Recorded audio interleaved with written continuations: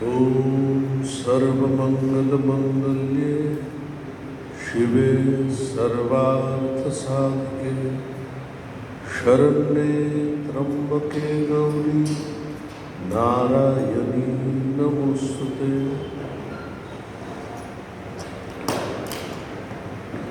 আগামীকাল কালী পুজো। দুর্গা পুজোর সঙ্গে কালী পুজোর একটা মূলগত তফাৎ রয়েছে, তত্ত্বের দিক থেকে নয়, এটার সম্পাদনে বা ক্রিয়াকর্মে। যেমন দুর্গা পুজোর ক্ষেত্রে একজন ব্রাহ্মণ তিনি পুজো করেন, তিনি সন্ন্যাসী নন। কিন্তু কালী পুজোর ক্ষেত্রে বা জগদ্ধাত্রী পুজোর ক্ষেত্রে যে কোনো দীক্ষিত মানুষই পুজো করতে পারেন, তিনি সন্ন্যাসী হলেও করতে পারেন। সরস্বতী পুজো দুর্গা পুজোর মতো, একে বৈদিক পুজো বলা হয়। এর ক্ষেত্রেও প্রচলিত রেওয়াজ অনুসারে ব্রাহ্মণ তিনি পুজো করেন। পাশে যিনি বসেন, তন্ত্রধারক যিনি, দুর্গা পুজো বা কালী পুজোর ক্ষেত্রে তিনি সন্ন্যাসী হতে পারেন। কিন্তু মূল যে পুজো সম্পাদন যেটা, সেই কাজটা দুর্গা পুজো বা সরস্বতী পুজোর ক্ষেত্রে সন্ন্যাসী করতে পারেন না, কারণ তিনি অতি আশ্রমী, অর্থাৎ ক্রসিং ওভার দ্য আশ্রমস বা স্টেজেস অফ লাইফ। এছাড়া পুজো সম্পাদনের মধ্যে, অর্থাৎ পুজোর যে মন্ত্রগুলো আপনারা যারা থাকবেন কালকে শুনতে পাবেন, কালী পুজোতে খুব বিস্তৃত ন্যাস রয়েছে। ন্যাস মানে নিপূর্বক অস্ধাতু, এর থেকে ন্যাস শব্দটা হয়। অস্ধাতুর একটা অর্থ আমরা জানি সবাই, টু এক্সিস্ট, অস্থি যার থেকে হয়। অস্ধাতুর আরেকটা অর্থ কিন্তু টু থ্রো, ছুঁড়ে ফেলা, এবং ন্যাস শব্দটা সেখান থেকেই আসছে। আমরা শরীরের বিভিন্ন অঙ্গে, বিভিন্ন স্থানে মুদ্রার সাহায্যে স্পর্শ করে আমরা ন্যাস করে থাকি। বিবিধ যে বর্ণগুলো, যথা অ, আ প্রভৃতি স্বরবর্ণ, অথবা ক, খ, গ, ঘ আদি ব্যঞ্জন বর্ণ, সেগুলোকে ন্যাসের সাহায্যে আমরা স্থাপন করি। এর পেছনে লজিকটা বা যুক্তিটা, একে স্ফোটবাদ বলা হয়। স্ফোটবাদ মানে যেখানে বর্ণের প্রাধান্য মানা হয়েছে, যে বাদে স্ফোট, ওঙ্কারকে স্ফোট বলা হয়। অর্থাৎ এই বর্ণগুলোর সমষ্টিতে এই সমস্ত শব্দ তৈরি হয়েছে। এই শব্দের সামনে রয়েছে বাস্তব যে বস্তুগুলো। আমরা ভারতীয় তত্ত্বে তাই জন্য শব্দ প্রিসিডস মেটেরিয়ালস, অর্থাৎ শব্দ বাস্তব যে জিনিসগুলো দেখতে পাচ্ছি তার আগে, পুরো ভাগে রয়েছে শব্দগুলো। আর এই শব্দ সবকটা তৈরি হচ্ছে বর্ণগুলোর সাহায্যে। এই বর্ণগুলোই নানাভাবে সাজিয়ে এক একটা শব্দ হচ্ছে। অনেক নতুন নতুন শব্দের উদ্ভবও হচ্ছে। আমরা সবাই জানি বাংলা ভাষা নিত্য নতুন নতুন শব্দকে তার মধ্যে নিয়ে দিচ্ছে, অ্যাবজর্ব হচ্ছে। যেগুলো তৎসম শব্দ, তার বানানের অনেক বিবর্তন হচ্ছে কালের সঙ্গে সঙ্গে। তবু কিন্তু মূল বর্ণগুলো পাল্টে যাচ্ছে না, স্বরবর্ণ আর ব্যঞ্জন বর্ণ রয়ে যাচ্ছে। এই বর্ণগুলোকেই আমরা শরীরের বিভিন্ন স্থানে যখন স্থাপন করি, একেই ন্যাস বলা হয়। তাহলে এই ন্যাস পদ্ধতিটা কালী পুজোয় এতটা দীর্ঘ হয় কেন? দেখবেন ন্যাসটা কালী পুজোর সবচেয়ে চতুর্দিকে বেশ একটা নৈস্তব্ধ থাকে সেই সময়। পূজারী বা তন্ত্রধারক যিনি থাকেন, তারা বলেও দেবেন যে এই সময় গান বাজনা বা শব্দ না করার জন্য। কিসের জন্য এতটা সিরিয়াসনেস কেন ন্যাসের সময়? কারণ এই যে বর্ণগুলো রয়েছে অ, আ, হস্যই, দীর্ঘই আদি, বা ক, খ, গ, ঘ, একদম য়, র, ল, গ, সব শেষ অবধি, এগুলোকে উষ্ম বর্ণ বলে। সবকটা বর্ণের শেষ অবধি যে বর্ণগুলো রয়েছে তার আগে পরে একটা একটা করে বীজ মন্ত্র বসে। উদাহরণ দিলে বুঝতে সুবিধা হবে। যেমন মা কালীর মূল বীজ মন্ত্র হচ্ছে ক্রিং, কয়, রফলা, দীর্ঘই, অনুস্বার, ক্রিং। তাহলে আমি একে যদি ন্যাস করি, উদাহরণস্বরূপ বলি, আমরা হয়তো বললাম ক্রিং ও ক্রিং, অথবা খ যদি মাঝখানে রাখতে চাই তাহলে ক্রিং খং ক্রিং, এরপরে আবার বললাম ক্রিং গং ক্রিং, আবার ক্রিং ঘং ক্রিং।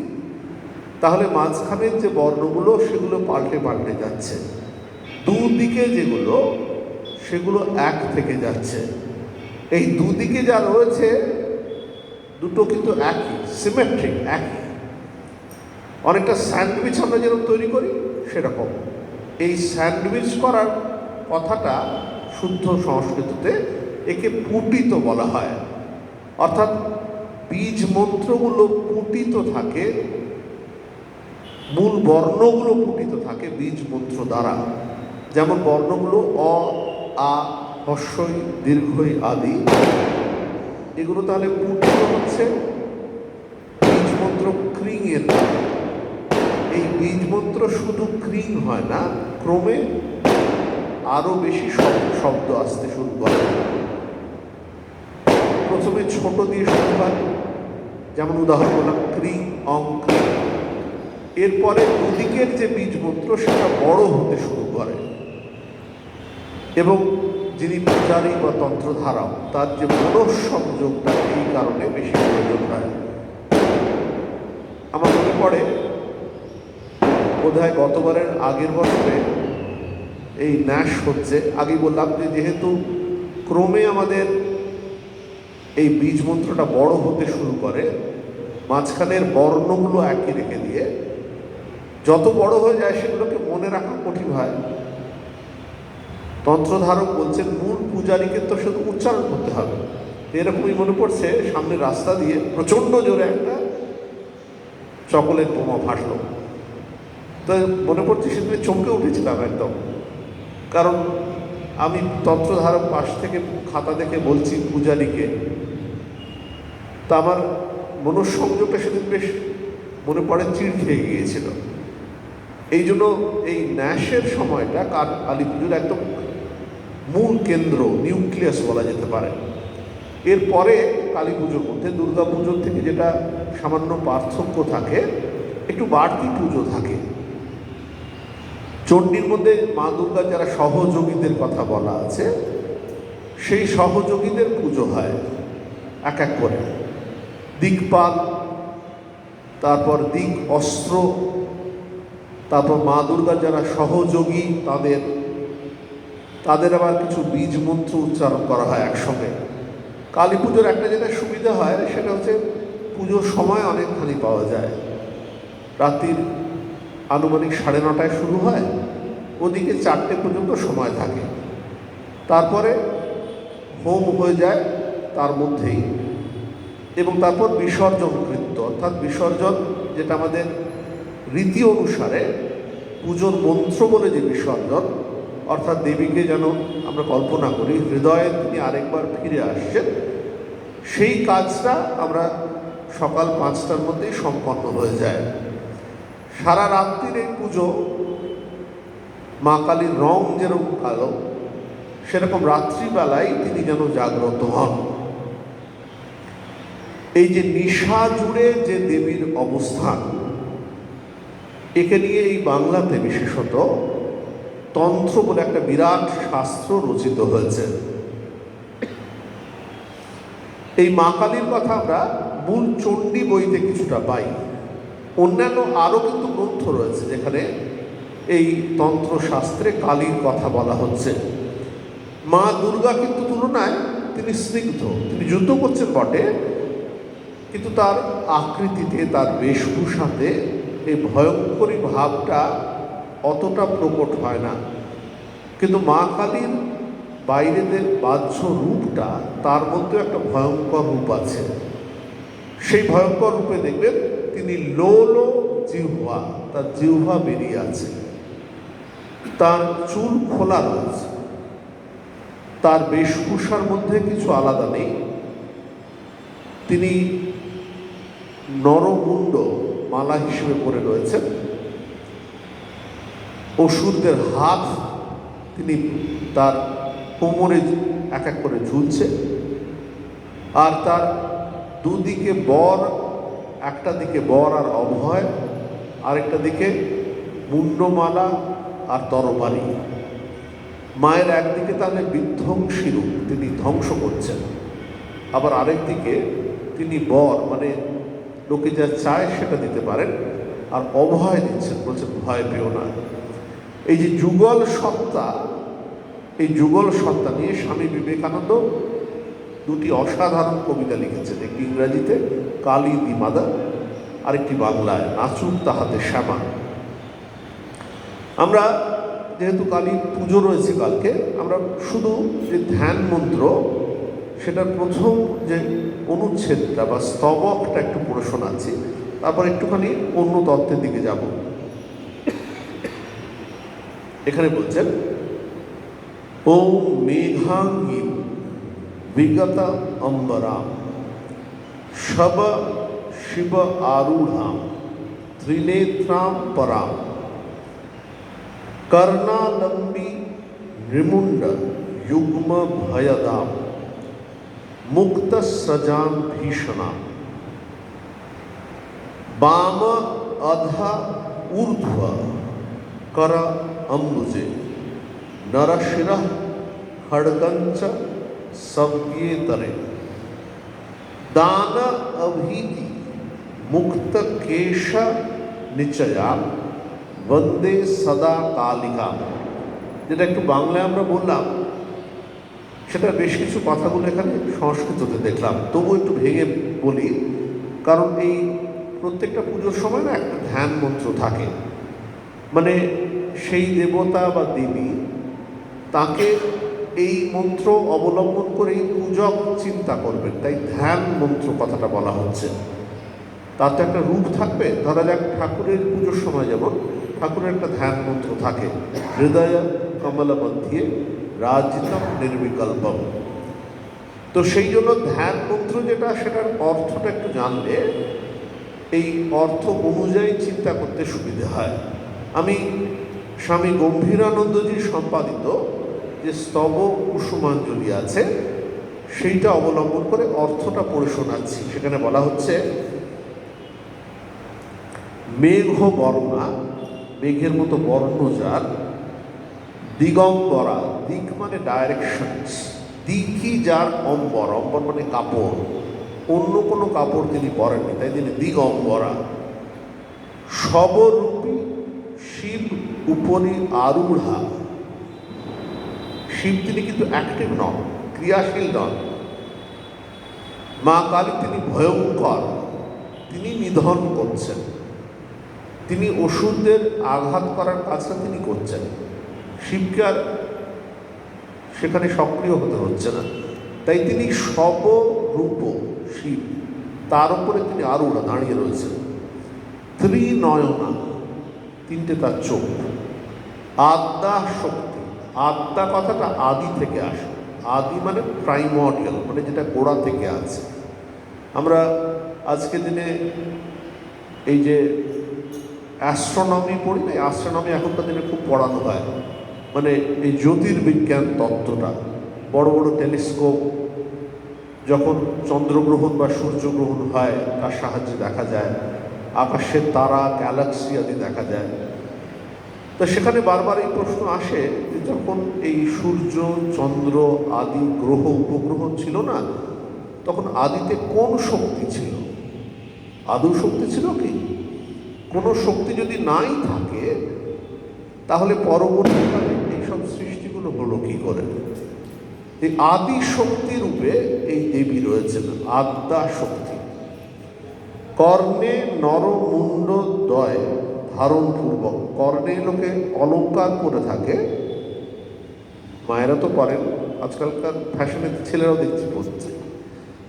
তো সেখানে বলছে যে মা দুর্গা কর্ণে নরমুণ্ডদ্বয়, তিনি অন্য কোনো অলঙ্কার করছেন না, তিনি যারা শত্রু তার মুন্ড পড়েছেন। ধারণপূর্বক ভয়প্রদায়িনী, বেশভূষার মধ্যেই কিন্তু ভয়, সেটা দেখেই লোকের অনেকখানি সন্ত্রাস তার মধ্যে জন্মাচ্ছে। মুন্ড মালিনী, অন্যরা ফুল দিয়ে মালা পরে বা অলঙ্কারে মালা পরে, ইনি মুন্ডের মালা পরছেন। ভয়ঙ্করী বাম হস্তদ্বয়, বাঁ দিকের হাসতে, সবিয়ে মানে বাম দিকে, বাম হস্তদ্বয়। নিম্নে ও উচ্চে যথাক্রমে নৃমুণ্ড ও খড়গধারিণী, দুটোই ধ্বংসের প্রতীক কিন্তু, নৃমুণ্ড আর খড়গ। আর দক্ষিণ হস্তদ্বয় মানে ডান দিকের দক্ষিণ হস্তদ্বয় বর ও অভয় ধারিণী, বর ও অভয় ধারিণী, এইভাবে বর দিচ্ছেন আর অভয় দিচ্ছেন। তাহলে যে যেমন চাইবে, মা যেরকম সন্তানকে শাসন করেন, সবসময় তো আদর দিলে সন্তান মানুষ করা যায় না, শাসনও থাকে তার মধ্যে, সেই রকম মা কালী তার মধ্যে শাসন রয়েছে। তাই জন্য সেটার ভয়ঙ্কর রূপটাও দেখা যাচ্ছে, নরমুণ্ড আর খড়গ, আর অন্যদিকে বর আর অভয়। বর আর অভয়তে কিন্তু তিনি মানুষের মধ্যে প্রসন্নতা, সুখ নিয়ে আসছেন। কিন্তু খুব বেশি সুখ দিলে, বাংলায় কথা আছে না, আদরে বাঁদর হয়ে যায় বলে, হ্যাঁ, চালু কথায় বলে। তাই শাসন দরকার, মায়ের শাসনের রূপটাও সেরকম এখানে দেখানো হলো। মুক্ত কেশী, তার কিন্তু খোপা নেই, কোনো অলঙ্কার নেই। মুক্ত কেশী কালিকাকে সর্বদা বন্দনা করি। এইটা যে ধ্যান মন্ত্র, এটার প্রথম স্তবক, ধ্যান মন্ত্রটা আরেকটু বড়, আমরা পুরো ধ্যান মন্ত্রটাতে যাচ্ছি না। আমরা মা কালীর যে আবির্ভাব চণ্ডীতে আছি, আমরা একটু চণ্ডী পড়েছিলাম আগে, তবু এই জায়গাটা একটু স্মরণ করছি, কারণ কাল যেহেতু কালীরই তো পূজা, তো কখন মা কালীর রূপটা এলো, অর্থাৎ মা দুর্গার রূপটা তো স্নিগ্ধ, তিনি তুলনায় সুন্দরী দেখতে, তার এরকম সহচরী বা তার কাছ থেকে ভয়ঙ্কর রূপটা এলো কী করে? তো তাত্ত্বিকভাবে বলছেন, দেখো মানুষের মধ্যে একটা শান্ত সুন্দর এক্সটিরিয়ার বাহ্য রূপের পেছনেও কিন্তু একটা করাল সত্তা থাকে। ইংরেজিতে একটা উপন্যাস আছে, পড়েছিলাম মনে আছে, doctor Jekyll and mister hide, যে মানুষের মধ্যে দুটো সত্তা থাকে, বাইরে সুন্দরের পেছনে একটা ভয়ঙ্কর রূপ পেছনে, এই ভয়ঙ্কর রূপটা মাঝে মাঝে মানুষের ভেতর থেকে বেরিয়ে আসে, আমরা সবাই জানি। সেই রূপটা অনেক সময় আমার নিয়ন্ত্রণে থাকে না কিন্তু, হ্যাঁ, সেটা নানাভাবে প্রকাশ পেতে পারে, কাম, ক্রোধ, লোভ, মোহ, মাৎসর্য। যখন সেটা বেরিয়ে পড়ে, মাঝে মাঝে আমার ভেতরের যে ভালো সত্তাটা সেটাও ত্রস্ত হয়ে যায়, ভয় পেয়ে যায়, বুঝতে পারে না কখন এই বোতল থেকে বেরিয়ে যাওয়া দৈত্যটাকে আরেকবার ভেতরে নিয়ে যাওয়া যায়। কিন্তু তবু কিন্তু অস্বীকার করার উপায় নেই যে এটা আমারই একটা প্রকাশ। এই প্রকাশ আমি স্বীকার করে নিলে সেটাই সত্যতা হবে, সেটাই ট্রুথ। যত এই সত্যতাটাকে চিনতে পারবো, তত আমার মধ্যে যে সামগ্রিক শক্তিটাকে সেটা চিনতে পারবো।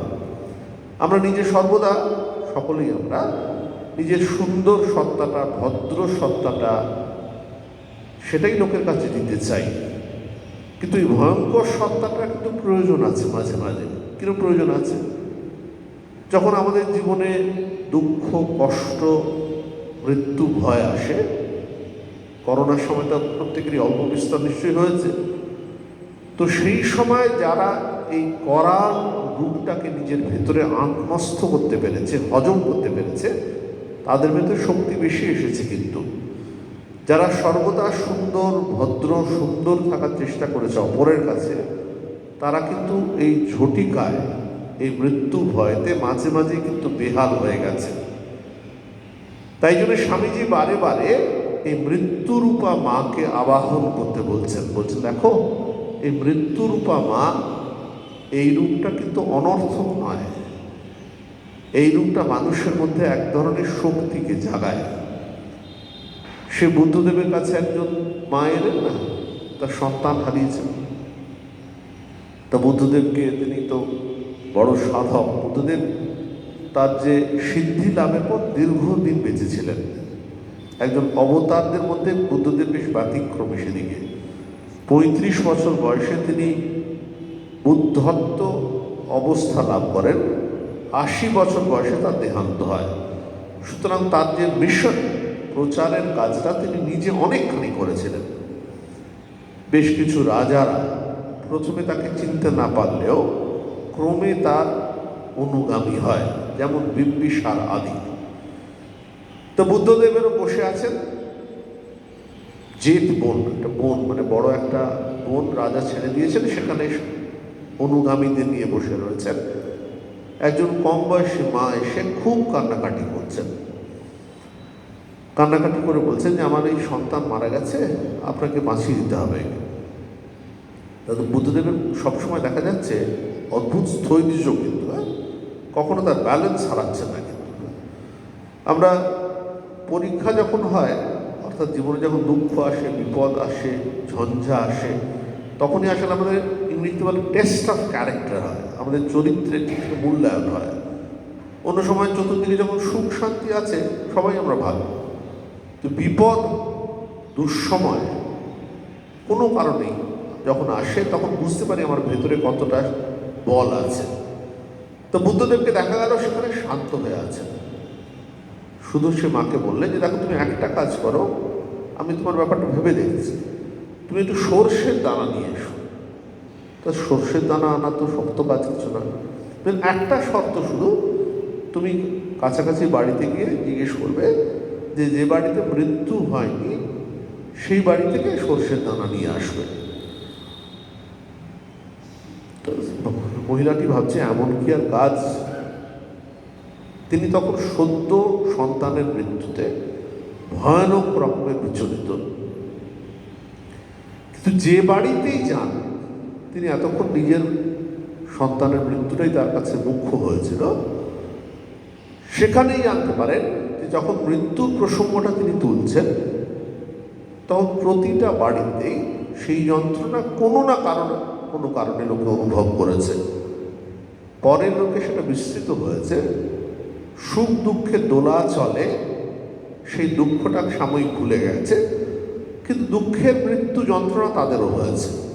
অনেকগুলো বাড়ি ঘুরে সেই নারী মহিলা যখন গেলেন বুদ্ধদেবের কাছে, তিনি নিজেই বুঝতে পারেন বুদ্ধদেবের মেসেজটা, বাণীটা।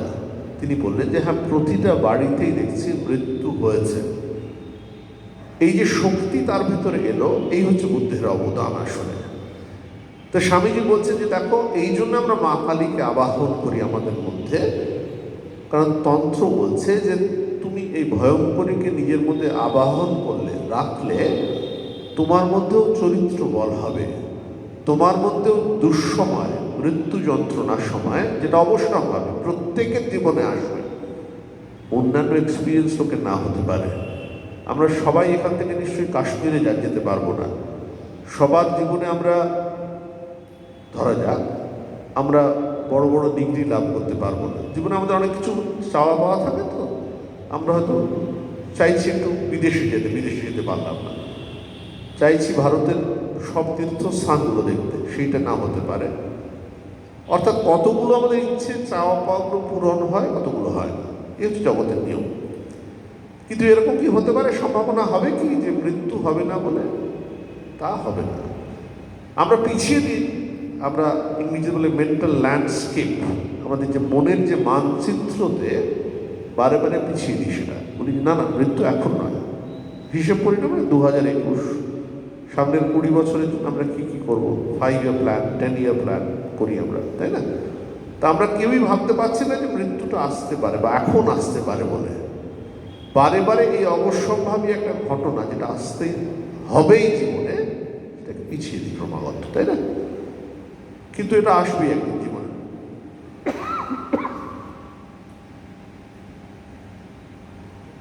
কিন্তু কথা হচ্ছে যে এটার জন্য প্রস্তুতি নেব কি করে?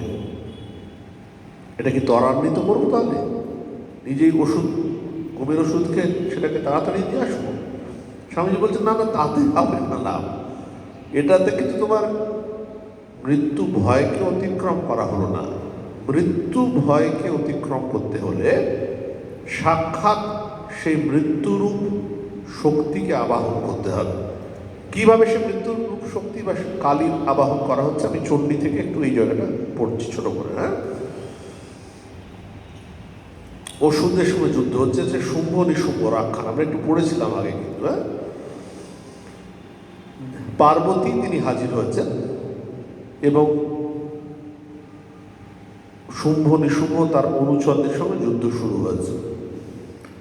কিন্তু আগে আমরা আলোচনা প্রসঙ্গে বলেছিলাম শুম্ভ নিশুম্ভ তাদের ভয়ঙ্করতে কিন্তু মহিষাসুরকে বহু গুণ ছাড়িয়ে চলে যাবে।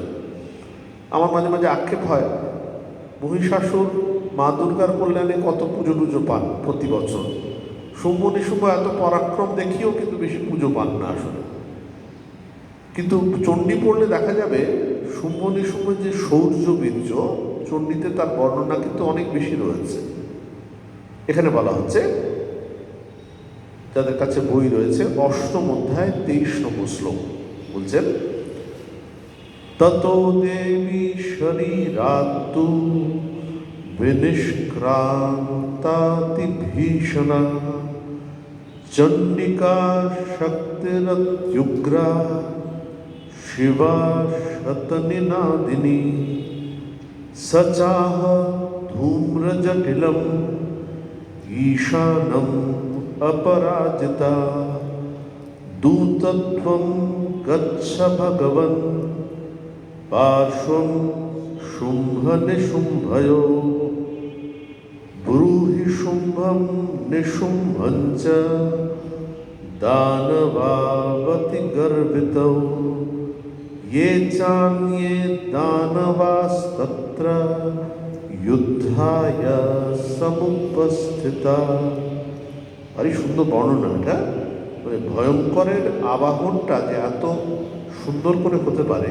কি বলছেন এখানে, তথা দেবী শরীরাত্ম, পার্বতী দেবী খুব সুন্দরী দেখতে। হ্যাঁ, তার শরীর থেকে বিনিষ্ক্রান্ত অতি ভীষণ, তার থেকে অতি ভীষণ ভয়ঙ্করী একটা রূপ বেরিয়ে এলো। কিরকম দেখতে, চণ্ডিকা শক্তি অত্যুগ্রা, অতি উগ্র সে রূপটা।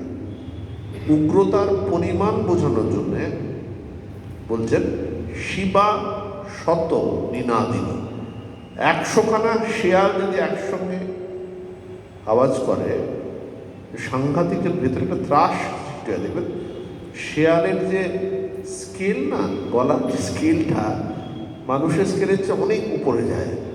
তো শেয়াল একটা চিহি চিহি ডাকের মতো আওয়াজটা শুনেই না ভেতরটা কিন্তু একটা কেঁপে উঠে গেল।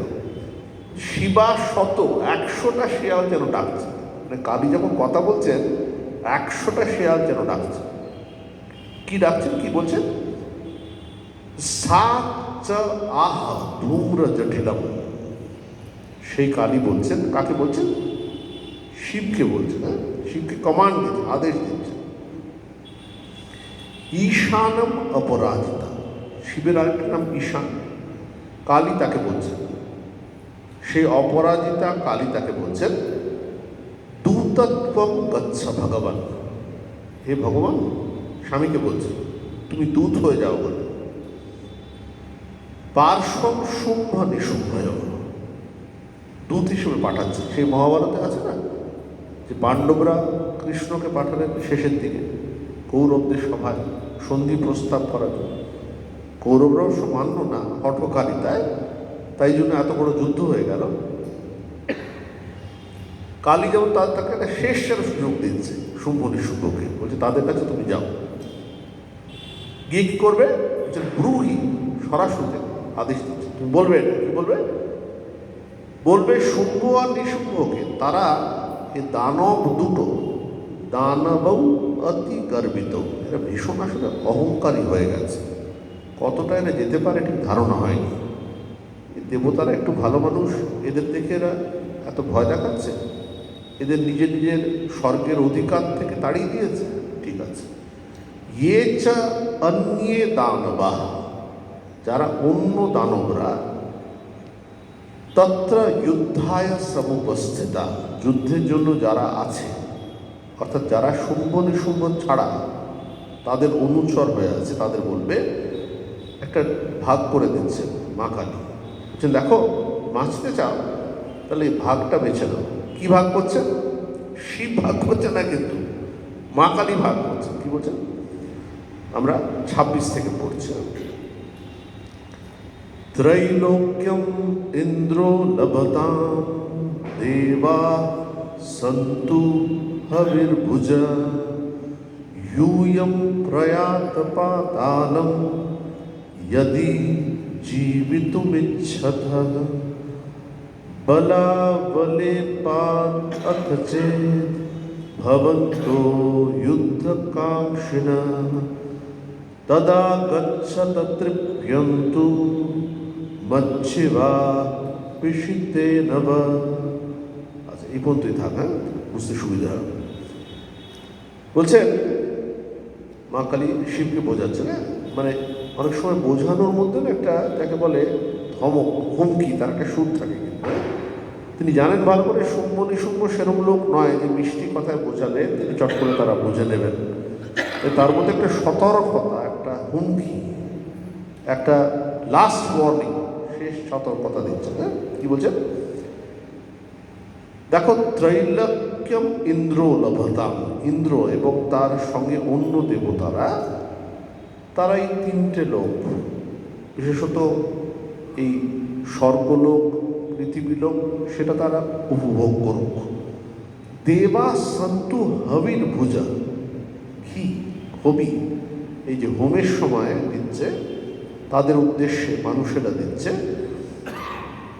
এই দানবদের, অসুরদের অত্যাচারে এই হবিটা তাদের কাছে পৌঁছচ্ছে না, অর্থাৎ তারা যে খাবারটা, সে খাবারটা পাচ্ছে না আসলে। তো মা কালী বলছে যে এরকম করো না, দেবতারা বরঞ্চ হবির ভুজা, হবি তারা ভুজ মানে খাওয়া, ইউয়ম প্রয়াত পাতালম, তোমরা বরঞ্চ এই স্বর্গ আর পৃথিবীটা ছেড়ে দিয়ে, ইউয়ম মানে তোমরা, বহু বচনে আছে, পাতালে চলে যাও বলে এই ছোট্ট একটা কড়া ওয়ার্নিং। কি বলছেন? যদি জীবিতুম ইচ্ছাথা, যদি বাঁচতে চাও আমার কথাটা শোনো। হ্যাঁ, শেষবার গুলি করার আগে যেমন ওয়ার্নিং দেয় না, সেরকম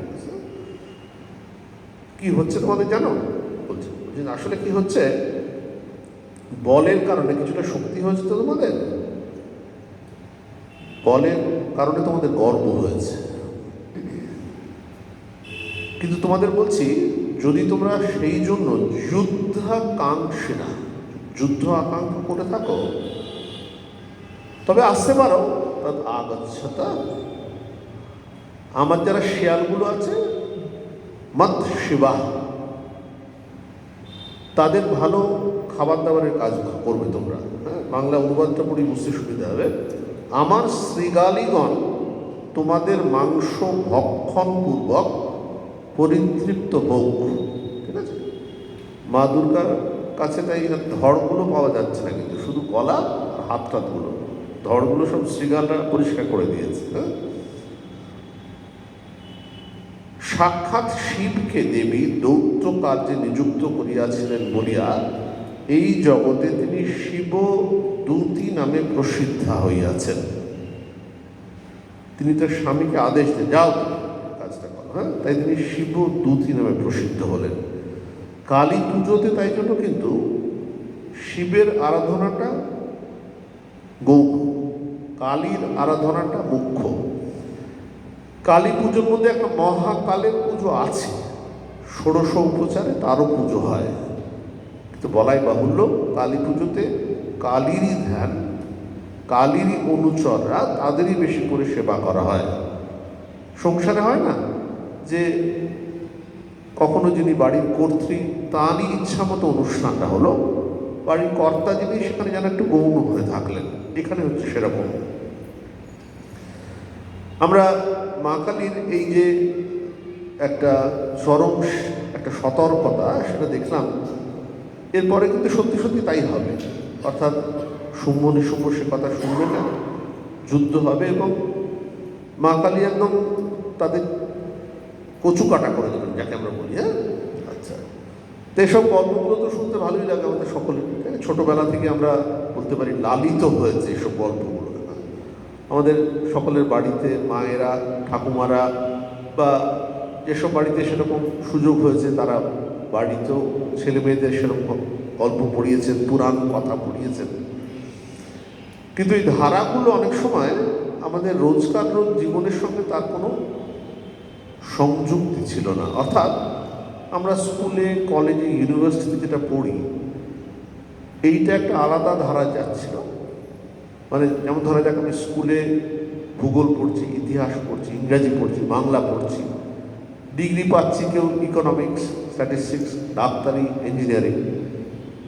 তার মধ্যে কিন্তু কোথাও এসব ধর্ম, পুরাণ এসবগুলো জায়গা ছিল না, বা আমরা জানতাম এগুলো অনেকটা আমাদের বাড়িতে বা যাদের সেরকম সৌভাগ্যবান যারা, তারা সেই ট্র্যাডিশনের সঙ্গে যুক্ত হয়েছে।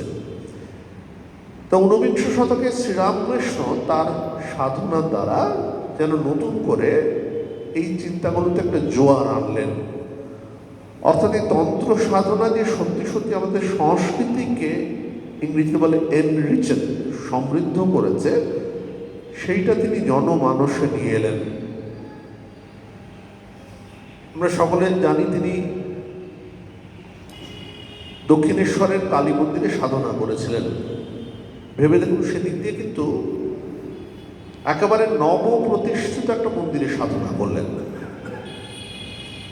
যেটা বলতে চাইছি সেটাই, যে মনে করুন যদি কেউ সাধন ভজন করতে চায় বা ধর্মস্থানে যেতে চায়, হিমালয়ে যায়, তাই না?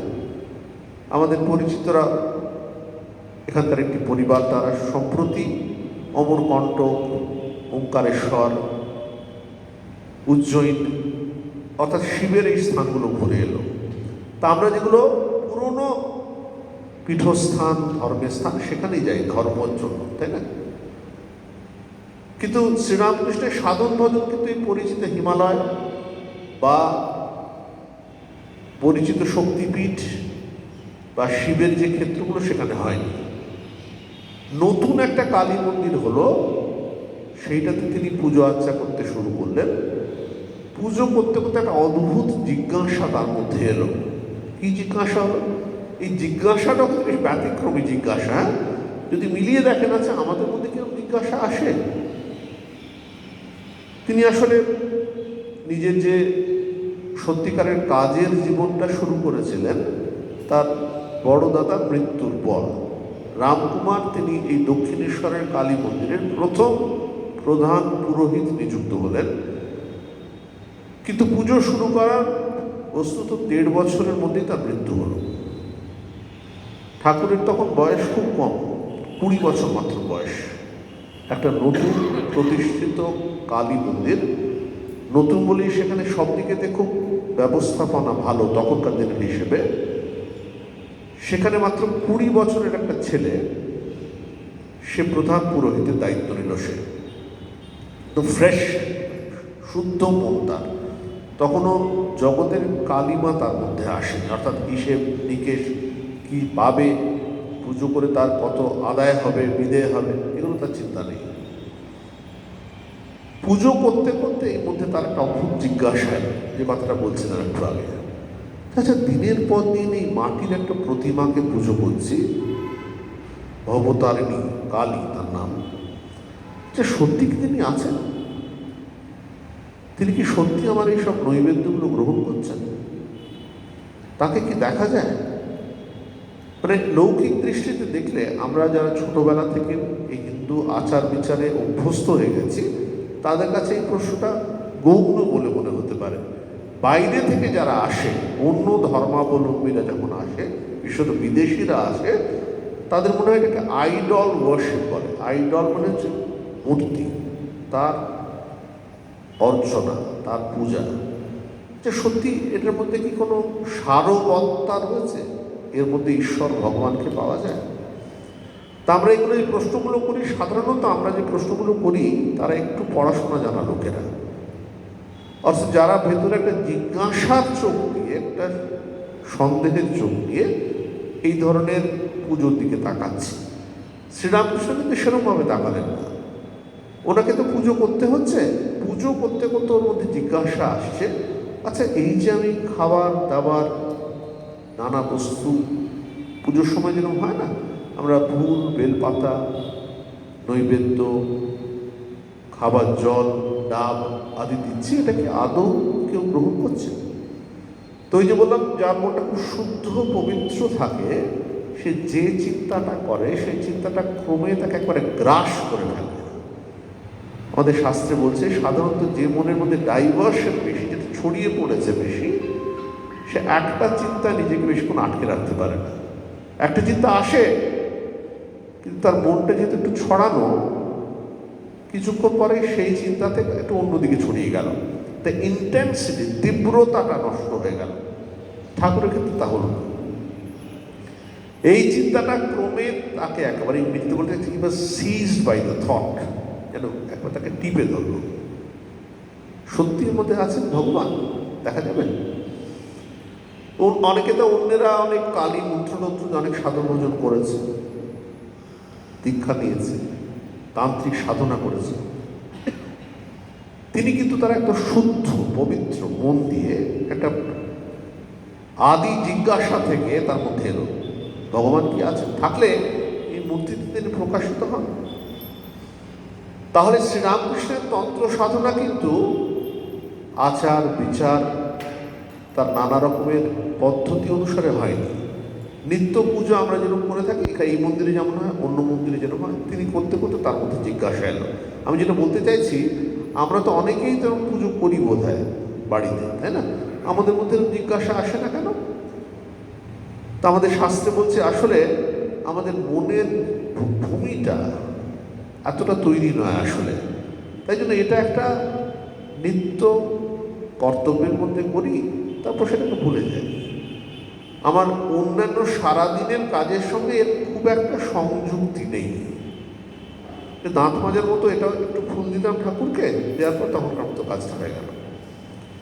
শ্রীরামকৃষ্ণের ক্ষেত্রে কিন্তু সেটা হলো না, এবং তার ফলেই তার প্রথম সিদ্ধি লাভ হলো, মা কালীর তার দর্শন হলো। আমি এটাতে বিস্তারিত যাব না, শুধু একটা বলছি, তিনি তার কীরকমভাবে দর্শন হয়েছে তারও একটা বর্ণনা লীলা প্রসঙ্গে দিচ্ছেন, মানে লেখক দিচ্ছেন লীলা প্রসঙ্গে, যেটা বিরাট একটা আলোর সমুদ্র যেন এসে গ্রাস করে ফেলল, এবং সেখানে তিনি অস্ফুটভাবে মায়ের ধ্বনি শুনতে পাচ্ছেন। তার আগে একটা তার মধ্যে প্রায় উন্মত্ত প্রায় ভাব এসেছিল। তিনি বলছেন, তুমি যদি দর্শন না দাও তাহলে আমি নিজের প্রাণ বলিদান দেবো তোমার কাছে। এই প্রথম তার একটা দর্শন হলো। হ্যাঁ, তিনি কিন্তু জানেন না এর গভীরতা কি, এর মানে কি, এর তাৎপর্য কি, এত জানেন না, কিন্তু এটা উপলব্ধি করে এত আনন্দ পেলেন, মনে মনে ভাবছেন যে আমার সারাক্ষণের দর্শন হয় না, সারাক্ষণ খোলা চোখের মাকে আমি দেখতে পারি না। এই ভাবনাটা ক্রমে ক্রমে আবার তার মধ্যে এলো, এবং তিনি সেরকম উপলব্ধি করতে লাগলেন। লীলা প্রসঙ্গে আছে সে বর্ণনা। তিনি দেখছেন, দক্ষিণেশ্বর আপনারা অনেকে গেছেন, তিনি নিজের ঘরের বারান্দায় দাঁড়িয়ে দেখছেন, বর্ণনা আছে লীলা প্রসঙ্গে, যে মা যেন পায়ের পাঁইচর মানে অলঙ্কার, পায়ের যে অলঙ্কার তার আওয়াজ করতে করতে মায়ের যে গর্ভ মন্দির সেখান থেকে সিঁড়ি দিয়ে উঠে উপরে দোতলায় গেলেন, এবং দোতলায় দেখবেন দক্ষিণেশ্বরের মন্দিরে বারান্দা আছে, সে বারান্দায় মানে মন্দিরের উপরে দোতলায় একটা ছোট বারান্দা, সে বারান্দা থেকে মা মুখ করে রয়েছেন গঙ্গার দিকে, কলকাতার দিকে, এবং অবাক হয়ে কলকাতা শহর দেখছেন, তার চুল খোলা। শ্রীরামকৃষ্ণের এই দর্শনটা কিন্তু সোজা খালি চোখে হচ্ছে কিন্তু। হ্যাঁ, তাহলে মা কালীর দর্শন যেটা এতদিন আমরা বইয়ে পড়েছি, এতদিন আমরা ভাবতাম যেগুলো হয় কি হয় না, এগুলো যা দেখছি চোখের ভ্রান্তি কিনা, শিক্ষিত মানুষ তাই বলে থাকে। তিনি কিন্তু সরাসরি দর্শন করলেন, যখন নরেন্দ্রনাথ তাকে এসে বললেন যে আপনি কি ভগবানকে দেখেছেন? সরাসরি গুলি ছোড়ার মতো প্রশ্ন। একটা কলেজ যে ছাত্র সে প্রশ্ন করছে, তিনি কোনো কলেজে যাননি, উনি পরিষ্কার করলেন হ্যাঁ দেখেছি, এই তোকে যেমন দেখতে পাচ্ছি তার চেয়েও স্পষ্ট করে তাকে দেখা যায়। তবে কি না, একটা অদ্ভুত একটা ক্লজ দিচ্ছে, না ক্লজ মানে শর্ত, বুঝলেন, অদ্ভুত ক্লজ দিল, তবে কে তাকে দেখতে চাইছে বল। লোকে তার সহজ ভাষায় বলছেন, লোকে মা ছেলের জন্য ঘটি ঘটি চোখের জল ফেলে, ভগবানের জন্য কি কাঁদছে বল। মানে তার পরিবার, নিজের লোক, তাদের সুখের জন্য মানুষ তো এত কেঁদে ভাসিয়ে দিচ্ছে, তো ভগবানকে নিজের লোক ভেবে কেউ কাঁদছে কি? যদি হয়, তীব্রতা যদি থাকে, তখন মানুষ ভগবানকে দেখতে পারে। নরেন্দ্রনাথের চমকে গেলেন, একটা কথা শুনলেন, আচ্ছা কী করে অনেক কথাটা বলতে পারলেন? নরেন্দ্রনাথ তো অনেকের কাছে গেছেন এর আগে, কেউ তো স্পষ্ট জবাব দেয়নি, সবাই ধোঁয়াশা করে রেখে দিয়েছে। এই কলেজের উজ্জ্বল ছাত্র, স্কটিশ চার্চ কলেজের ব্রাহ্মণ সমাজে যাতায়াত করেছেন। শ্রীরামকৃষ্ণ তো কলেজেও যাননি, ইংরাজিও প্রায় কিছুই জানেন না, তিনি কিন্তু এমন একটা প্রশ্নের উত্তর দিলেন, নরেন্দ্রনাথ সন্তুষ্ট হলেন। তো এই যে সন্তুষ্টির পেছনে কিন্তু শুধু তার প্রথম উপলব্ধি নয়, এর পরে শ্রীরামকৃষ্ণের কাছে এক এক করে খুব অদ্ভুত ব্যাপার। আমরা তো সাধারণত গুরুর কাছে যাই, ধরুন আপনারা যখন মন্ত্র নিয়েছেন, সবাই এখানে অনেকেই নাম লিখিয়েছেন, তাই না, যে মন্ত্র কবে হবে, দীক্ষা কবে হবে, বা কেউ হয়তো বেলুর মঠে গিয়ে নাম লিখিয়েছেন, সেখানে দীক্ষা হচ্ছে। তো শ্রীরামকৃষ্ণের জীবনে দেখা যাচ্ছে যে তার প্রথম কথা, তার একজন গুরু হয়নি কিন্তু, ঠিক আছে, তার বিভিন্ন সাধনার জন্য আলাদা আলাদা গুরুরা এসেছে, এটা একটা বৈচিত্র্য কিন্তু। তার এই তন্ত্র সাধনা করিয়েছেন ভৈরবী ব্রাহ্মণী নামে এক সাধিকা। স্বামী বিবেকানন্দ বলছেন যে দেখো, শ্রীরামকৃষ্ণ নারীকে সর্বোচ্চ সম্মান দিয়েছেন, একজন নারীকে গুরু হিসেবে বরণ করেছেন, কারণ ভৈরবী ব্রাহ্মণী তাকে তন্ত্র সাধনা কিভাবে করতে হবে তার ডিটেল ইনস্ট্রাকশন দিয়েছেন, এবং কঠিন সে তন্ত্র সাধনা প্রতিটা পর্যায়ে শ্রীরামকৃষ্ণ উত্তরণ করেছেন সেগুলো। তারপর নিজে তার স্ত্রীকে পুজো করলেন, মা শারদাকে, সে ঘটনা আমরা জানি, ষোড়শী পূজা। আর মজার হচ্ছে, যে মন্দিরে আজীবন অর্চনা করলেন, সাধনা করলেন যেখানে থেকে, সেটাও কিন্তু একটা নারীর প্রতিষ্ঠিত। অর্থাৎ এই যে মা ভবতারিণীর মন্দির প্রতিষ্ঠা করেছিল কিন্তু রানী রাসমণি। রানী রাসমণি তখন বিধবা, তার স্বামী মারা গেছেন আগেই। আবার যে মন্দিরে শ্রীরামকৃষ্ণ সাধনা ভজন করলেন, সেটা কিন্তু এক দেবীর উদ্দেশ্যে অর্পিত মন্দির। প্রতিটা পর্যায়ে কিন্তু নারীকে এক ধরনের শ্রদ্ধা জানিয়েছে শ্রীরামকৃষ্ণ জীবনী। হ্যাঁ, স্বামীজির উল্লেখ করছেন কিন্তু তন্ত্র সাধনা থিওরিটিক্যাল হয়ে থাকলো না শ্রীরামকৃষ্ণ জীবনীতে, এটা একবারে বাস্তব হলো। কিন্তু তন্ত্র সাধনা মানেই তখনকার দিনে লোকেরা ভেবেছে বা ভাবত, এখনো মানুষের মধ্যে ভ্রান্তি কিছু থাকে যে তন্ত্র সাধনা মানেই নেশা, একটু বিপথগামী হবে, তবে তন্ত্র সাধনা হবে, শ্মশানে যাবে, তা না। শ্রীরামকৃষ্ণ দেখালেন যে দেখো, এই মূল পথটার মধ্যে সত্যতা ছিল। এই যে তন্ত্র সাধনার মূল যে ফিলোসফি, দর্শনটা যেটা বলছে, এটা হচ্ছে বেদান্তের পথ থেকে আলাদা। বেদান্ত বলছে গিভ আপ, নীতি নীতি। তুমি যা দেখছো, এই জগৎটা মায়ার আবরণে মোড়া, তাই ত্যাগের দ্বারাই সে অমৃতকে লাভ করতে পারবে, এটা বেদান্ত বলছে। তন্ত্র বলছে একটু অন্য যেন একটা দৃষ্টিভঙ্গি নিচ্ছে, বলছে দেখো, আচ্ছা এই জগতের মধ্যে কি ভগবান নেই? তুমি যাকে ত্যায্য বলে ছাড়তে চাইছ, সেখানে কি ভগবান অধিষ্ঠান করেন না? কিন্তু এটা বুঝবে কি করে, জানবে কি করে? হয়তো থিওরিটিক্যালি, তাত্ত্বিকভাবে এটা সত্য, আমি তো এটা অনুভব করছি না। স্বামী বিবেকানন্দ মাঝখানে একটা তথ্য আনলেন, সেটা বললেন দেখো, বহু রূপের সম্মুখে তোমার ছাড়ি কোথা পূজিত ঈশ্বর। তুমি তো এক্ষুনি উপলব্ধি করছো না সব জায়গায় মা কালী ভগবান আছেন। যেমন যারা ধর্মের জীবনে চলতে চাইছে, পুরুষ মানুষদের বলা হচ্ছে এখন সব স্ত্রীর মূর্তির মধ্যে সাক্ষাৎ ভগবতী মা দুর্গা অবস্থান করছেন, বা আমাদের ক্ষেত্রে মা শারদা অবস্থান কল্পনা করবে, বলা তো কল্পনা করতে পারছি কি? তো বলছেন এই কল্পনার পক্ষে সহায়ক হবে তোমার মধ্যে যদি সেবার ভাব থাকে, অর্থাৎ যে স্ত্রী বা নারী অথবা পুরুষ মানুষ যারা তোমার সান্নিধ্যে আসছে, ইউ সার্ভ দেম। তোমার মধ্যে যে তাদের থেকে একটু দূরত্ব অনুভব করছো, দ্বৈত সত্তা অনুভব করছো, জানবে তুমি তাদের সেবার দ্বারা তাদের দৈবী সত্তার স্পর্শ তুমি লাভ করতে পারবে। তা যদি না করো তাহলে তোমার মধ্যে এটা শুধু তত্ত্ব রয়ে যাবে। তুমি মুখে বলবে মা শারদা বা মা কালী, কিন্তু সেটা আসলে তোমার আচরণে, কথাবার্তায় সেটার প্রতিফলন হবে না। স্বামীজি যে ব্রিজটা দিলেন, ব্রিজ, সেতু, সাধনার ব্রিজ যদি বলি, এটা কিন্তু কর্মযোগ আর তন্ত্রকে অনেকটা মিলিয়ে দিল।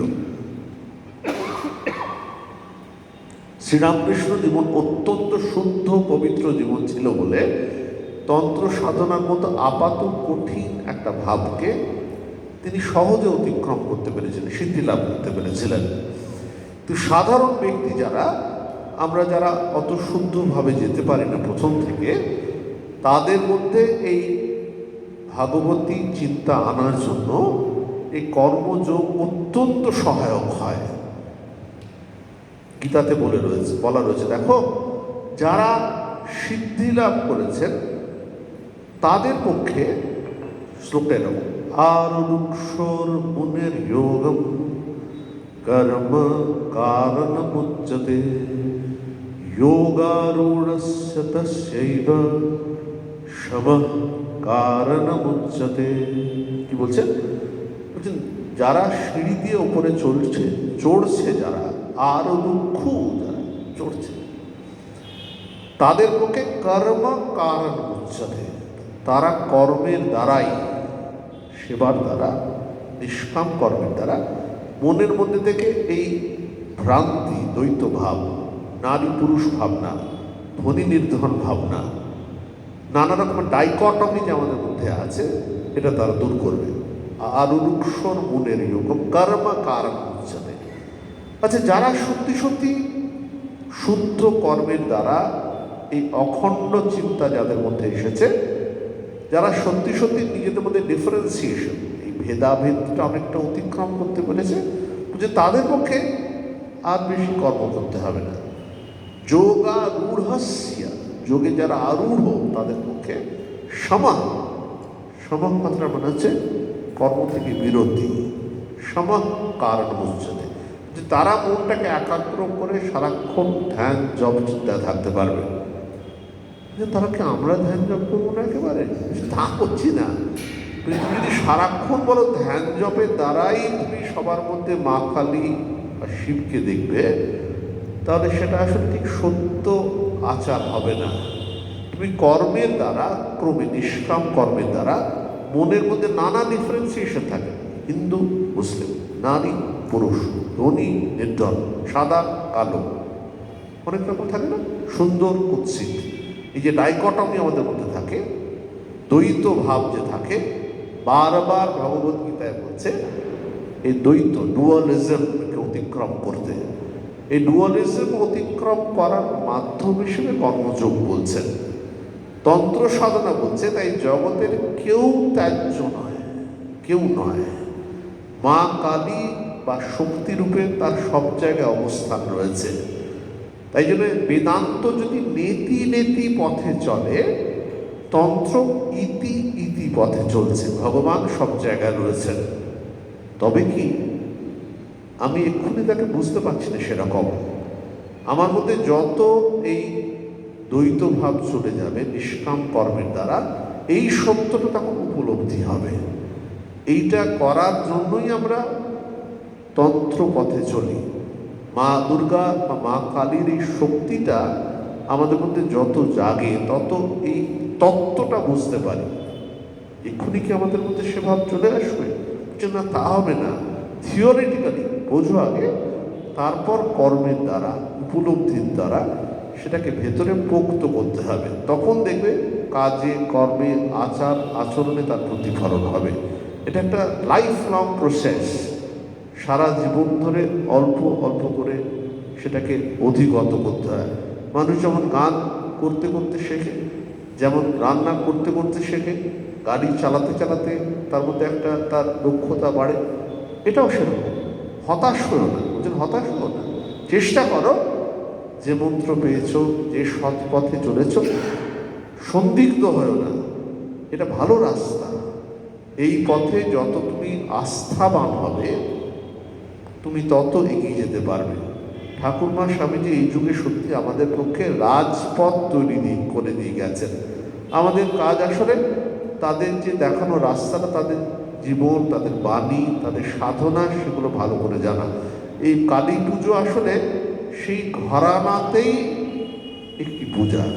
শ্রীরামকৃষ্ণ দীর্ঘদিন কালী মন্দিরে পূজা অর্চনা করেছেন, সেই প্রাঙ্গণের থেকে অন্য সাধনাও করেছেন। তাই জন্য এই কালী সাধনা যে মানুষের সাধারণ জীবনের অনুকূল হবে এটাতে সন্দেহ নেই। স্বামীজি বিদেশ থেকে ফিরে একটা বক্তৃতাতে বলছেন যে দেখো, অনেকে বলে যে এসব আচারই পুজোর কোনো মানে হয় না। মনে রাখবেন তখন ব্রাহ্ম আন্দোলন অত্যন্ত শক্তিশালী। স্বামীজি নিজে সাধারণ ব্রাহ্ম সমাজের মেম্বার ছিলেন।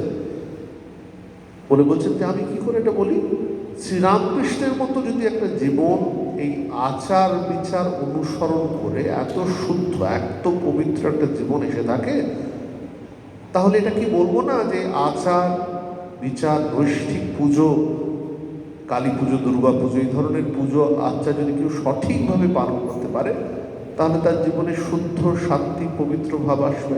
আমরা তো বুঝি না এই আচার বিচার ফুলগুলো, কিন্তু এর মধ্যেও যে একটা সত্য লুক্কায়িত আছে, শ্রীরামকৃষ্ণ এই তত্ত্বটা প্রতিষ্ঠিত করলেন এই যুগে। আমাদের আজকের পাঠ এখানে শেষ হলো, একটু দীর্ঘ হলো আজকের পাঠটা। কালকে কালী পুজো, কালকে 9:30 থেকে পুজো, আমরা আগেও ঘোষণা করেছি। এই পুজো মাঝখানে আমরা একটা অঞ্জলির ব্যবস্থা করব, আমরা চেষ্টা করব 12টার মধ্যে একবার অঞ্জলির ব্যবস্থা করতে। এর পরের দিকে ষোড়শোপচার পুজো আছে, মা কালীর, মহাকাল মানে শিবের পুজো আছে, হোম আছে। আর ভোর রাত্রের দিকে যে আনুষ্ঠানিক যে বিসর্জন, অর্থাৎ সুতো কাটা, প্রদক্ষিণ করা, সেগুলো হয়ে যাবে। আর যারা থাকবেন ভোরের দিকে আমাদের প্রসাদেরও ব্যবস্থা থাকবে ডাইনিং হলেতে। আর সকলের পক্ষে তো সারা রাত জায়গাটা নিশ্চয়ই কঠিন হবে।